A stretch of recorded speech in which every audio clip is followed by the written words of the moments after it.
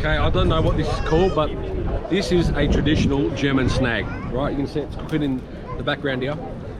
So I'm going to give this a bite and just see what it's all about and see if I enjoy it.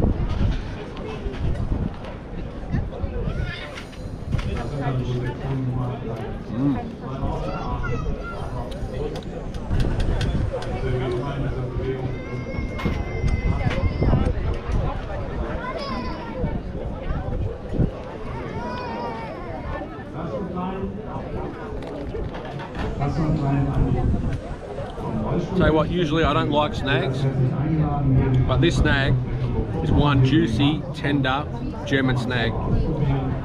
Sensational.